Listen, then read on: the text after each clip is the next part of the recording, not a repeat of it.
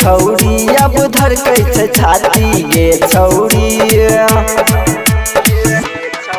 होई गईले गे राती गे छौरी अब धड़कै छै छाती गे छौरी तुही बता ना करियो कि आज गे माई सुतल छई जेते छोड़ा जागरे चुम्मा लेके तहु जल्दी से भागरे माई सुतल छई जेते छोड़ा जागरे चुम्मा लेके तहु जल्दी से भागरे मिथिलांचल रिकॉर्डिंग स्टूडियो किसानपुर चुम्मा लेके तहु जल्दी से भागरे डीजे ओम शंकर माई सुतल छई परसा खरबिंदा यही देबो निशानी ताजा गे तहु धरली है अपना पाजा गे पागल छिकी रे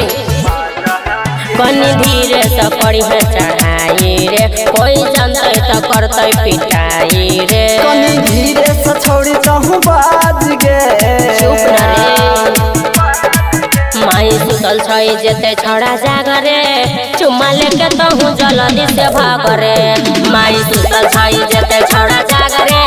चुम्मा लेके तहु जल्दी से भागरे जो न रे चुम्मा लेके तहु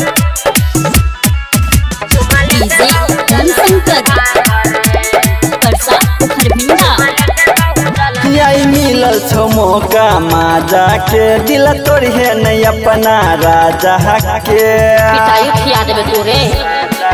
नहीं करे तू छोराया बलेटर खुल के सुमन रखने छोगे टरे संतोष में सकड़ी है नहीं लाज गे अच्छा सुने माई सुतल छई जेते छोड़ा जागरे चुम्मा लेके तहु जल्दी से भागरे माई सुतल छई जेते छोड़ा जागरे चुम्मा लेके तहु जल्दी से भागरे जो न रे मिथिलांचल रिकॉर्डिंग स्टूडियो किसानपुर।